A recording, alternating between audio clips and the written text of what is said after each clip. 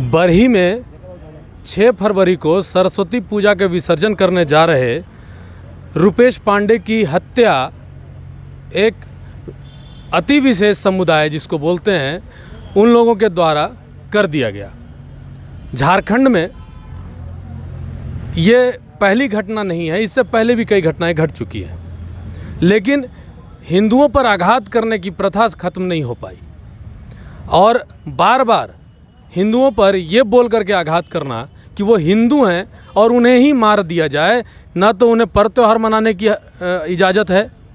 चाहे वो जामताड़ा में भी एक मामला आया, जामताड़ा में भी यही घटना घटी, मरकच्चो कोडरमा में भी यही घटना घटी और 11 फरवरी को इटखोरी में एक हिंदू युवक की चाकू से मारकर गंभीर रूप से घायल कर दिया गया। तो ये अब झारखंड में ये ट्रेंड चल पड़ा है, अगर हिंदू है और हिंदुत्व की बात करेगा तो उसके ऊपर हमला हो जाएगा, उसकी हत्या कर दी जाएगी, हत्या करने की कोशिश की जाएगी, नहीं तो हत्या कर दी जाएगी। इस मामले पर आज पूरे रामगढ़ में बंदी का आह्वान किया गया था और आग्रह किया गया था कि बंदी हो जाना चाहिए, सभी हिंदू भाई स्वतः बंदी कर दें। और वो बंदी कितनी सफल हुई, हमारे बीच में कुछ हिंदू कार्यकर्ता हैं और कई हिंदू संगठनों ने मिलकर इस कार्यक्रम को किया था, किसी एक के नेतृत्व में नहीं हो रहा था।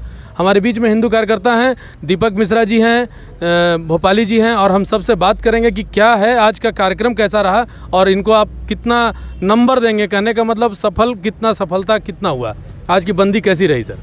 पूरे हिंदू समाज के लोग इस बंदी को अपना व्यवसाय बंद करके पुरजोर हम लोग का समर्थन किया है। हम लोग हिंदू समाज से, सारे व्यवसाय से आग्रह किए थे कि भाई रुपेश पांडे को न्याय दिलाने के लिए हम सब एक दिन का बंदी रखेंगे। तो समाज बंद तो किया ही और साथ में कहा ही है कि जब तक ऐसे अपराधी जिहादी ताकतों को नष्ट नहीं किया जाएगा, कड़ा सज़ा नहीं दिया जाएगा, तो हम लोग और भी आपके साथ जैसा भी रणनीति तय होगा हम लोग आपका समर्थन करेंगे। अभी आपको बता दें कि जिस दिन रुपेश की हत्या हुई थी उसके बाद 2 दिनों तक या 3 दिनों तक इंटरनेट बाधित रहा। मतलब एक तो हत्या भी हो गई, उसके बाद अभिव्यक्ति भी आदमी नहीं जाहिर कर सकता है, और ऐसे स्थिति में झारखंड सरकार की जो रवैया है, इस पर आपका क्या कहना होगा? झारखंड सरकार क्या कर रही है? झारखंड सरकार अभी कोयला बेच रही है। झारखंड सरकार अभी भू माफियाओं के साथ में ज़मीन कब्जा कर रही है। झारखंड सरकार जितना भी गलत काम हो रहा है, जिसे रुपया आवे वही काम कर रही है। हिंदू को जितना मारो बहुत अच्छा, और बाकी समुदाय लोग के लिए उनकी प्यार उभरता है। तो सबसे तकलीफ़ का बात यह है, कहीं न कहीं हम इंसान हैं, इंसानियत के नाते जितना भी हम लोग झारखंड में ये आज जो नियम बना दिए हैं कि बॉम्ब लिंचिंग का जो नियम बना है सिर्फ एक समुदाय के लिए बना है और हम लोग के लिए नहीं बना है। हम लोग को मारते जाओ, कोई कहने वाला नहीं है। तो मैं आग्रह करूंगा, सबसे पहले तो धन्यवाद दूंगा रामगढ़ के शहर के सभी व्यापारियों का कि आप लोगों ने जो सहयोग दिया ये जीवन भर याद रहेगा और मुझे हम लोगों को ये ताकत मिलेगा, आपका समर्थन। और मैं क्या कहूँ, आपके चैनल के माध्यम से बहुत तकलीफ होता है कि जिस तरह से पूरे रामगढ़ झारखंड में लोगों ने चुना था इस सरकार को, उस सरकार से सरकार उम्मीद पे खरा नहीं उतर रही है और आए दिन हम हिंदुओं का हत्या किया जा रहा है। इस हत्या में सारा जिम्मेवारी और जवाबदेही सरकार की है। ये आप अंदाज़ा लगा सकते हैं कि क्या है कानून व्यवस्था, कैसी होगी कानून व्यवस्था। बजरंग दल के द्वारा भी कार्यक्रम आयोजित किया गया था बरही हजारीबाग में। तो हजारीबाग में उन लोगों के माध्यम से विरोध प्रदर्शन करने के बाद उन पर केस मुकदमा दर्ज कर दिया गया कि तुम विरोध भी नहीं कर सकते हो। एक तरफ आप झारखंड को कश्मीर बना दिए। कैसे कश्मीर बना दिए? कश्मीर में तो आए दिन इंटरनेट बंद, अभिव्यक्ति नहीं बोल सकता है, कोई आदमी अपनी बात नहीं रख सकता। तो इस तरह की घटना से सर झारखंड को जो कश्मीर बनाने की कवायद चल रही है, कानून व्यवस्था के बैंड बजे हुए हैं, इस पर आपका क्या कहना है?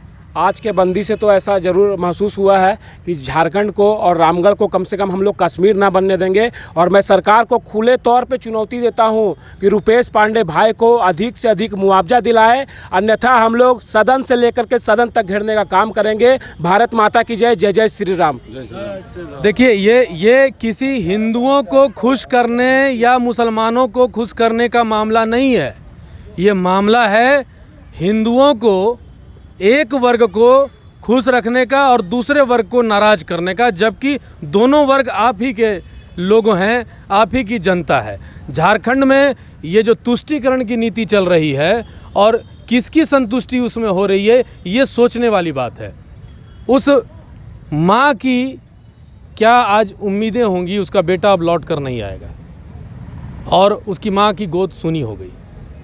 ऐसे में इस तरह की घटनाएं, अब इटखोरी में एक घटना घट गई, जामताड़ा में बोला गया कि तुम सरस्वती माता का प्रतिमा यहाँ से नहीं लेके जा सकते हो, दूसरे रास्ते से लेके जाना होगा। दूसरे रास्ते से भी लेके जाओगे ना, डीजे नहीं बजने देंगे। ये सब जो चीज़ें चल रही है, ये ताकत कहाँ से आ रही है इनके पास? ये ताकत शायद तकलीफ लगे, लेकिन फिर भी ये अटूट सत्य है। ये ताकत उनके साथ सारे राजनेता हैं, ये ताकत वो नेशनल चैनल है, ये ताकत वो प्रिंट मीडिया है जो चोर, गौ तस्कर, जिसका हत्या होता है, जिसका लिंचिंग नाम दे करके पूरा सब छाती पीटता है और पूरे नेशनल न्यायालय। इसी वजह से झारखंड को मॉब लिंचिंग का गढ़ भी माना जाता है। आज कहाँ है? आज एक छात्र जो मूर्ति विसर्जन में जा रहे थे, उनको निर्मय हत्या किया गया, उसको अभी तक लिंचिंग से बाहर रखा गया है। ये तो सरकार को जवाब देना होगा कि आप विगत कुछ दिन पहले लिंचिंग का आप कानून बनाते हैं और एक छात्र का निर्मय हत्या होता है और वो अभी तक लिंचिंग से बाहर रखे हैं। कानून बनाने के बाद कई केस ये तुष्टीकरण है। आज हिंदू समाज पे आप भी तुष्टीकरण करते हैं।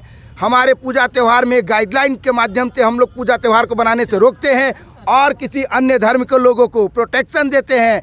पूरा हिंदू समाज देख रहा है। हेमंत सोरेन जी, बहुत उम्मीद अपेक्षा के साथ पूरे समाज के लोगों ने आपको गद्दी पे दिया था, लेकिन आपने खरा नहीं उतरा, हिंदुत्व के साथ सौतेला व्यवहार किया है।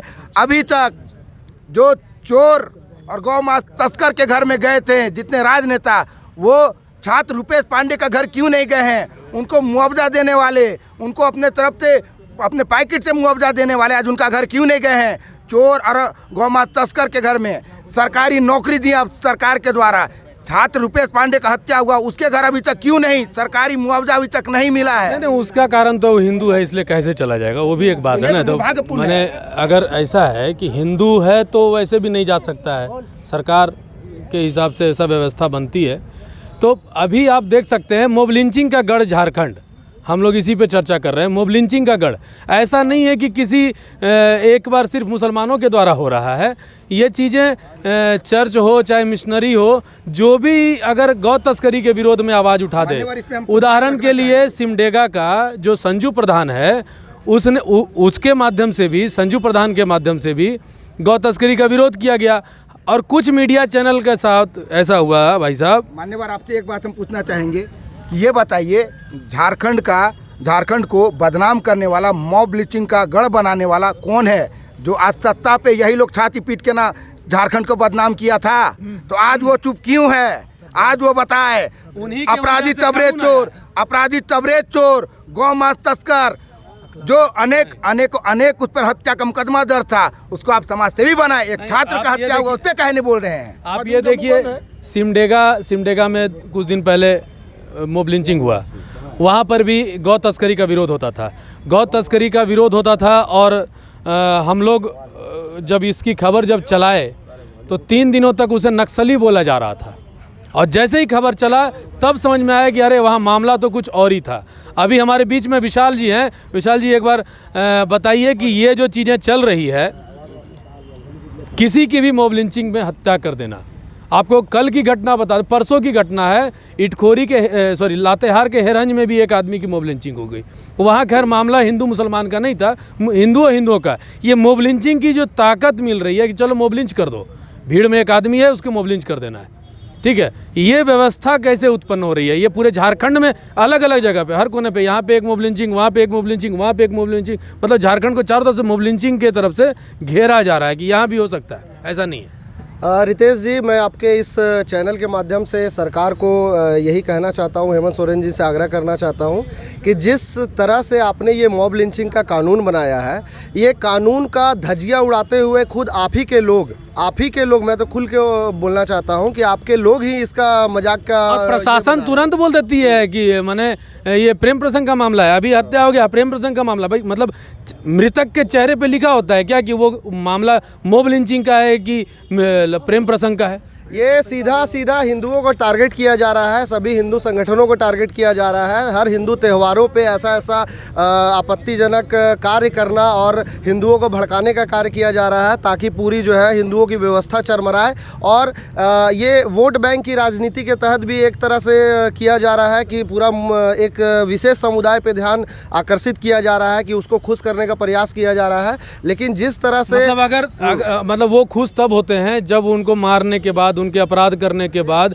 आपको बता दें, दुलमाहा गांव में ये पहला घटना नहीं है, इससे पहले भी बरही में 17 गिरगिट मार के टांग दिया गया था छठ के समय में। और छठ के समय में वो घटनाएं जब घटी उस वक्त भी केस हुआ। उसके बाद वहाँ पे और भी ऐसे कई मामले, रेगुलरली मामले। और दुलमाहा में तो वहाँ कहा जाता है कि पूरा का पूरा इलाका ना शराब के तस्करी के लिए जाना जाता है, अपराधियों का वो गढ़ बना हुआ है। लेकिन आज पता चल रहा है, मॉब लिंचिंग के बाद पता चल रहा है कि वहाँ पे और भी घटनाएं होती थी, और लेकिन उनको तुष्टिकरण की वजह से कभी कोई उनके ऊपर आघात नहीं किया। आप इस पे क्या कहेंगे? मैं इस पे यही कहना चाहता हूँ कि ये एक तरह से समझ जाइए साजिश के तहत ही हो रहा है। जिस तरह से सरकार ये जो दोहरी नीति के तहत काम कर रही है, मॉब लिंचिंग का कानून खुद बनाती है, खुद उसको कानून को पारित नहीं होने दे रही है। किसी के तरह से किसी भी तरह का कोई घटना हो जा रहा है तो उसको मुद्दा दूसरा कर दिया जा रहा है, प्रेम प्रसंग का बता दिया जा रहा है, या फिर विशेष समुदाय को मतलब क्या पता किस प्रकार का छूट दिया गया है। कोई भी पूरी प्रशासन व्यवस्था भी उसके खिलाफ आप यहाँ देख सकते हैं, हम आप लोगों को बता रहे हैं। और इस हमारे चैनल के माध्यम से हम लोग हेमंत सोरेन जी से भी आग्रह करेंगे, आप ये जो भीड़ देख रहे हैं, ये भीड़ किसी भी तरह से हिंदुओं या मुसलमान को लेकर के भीड़ नहीं है।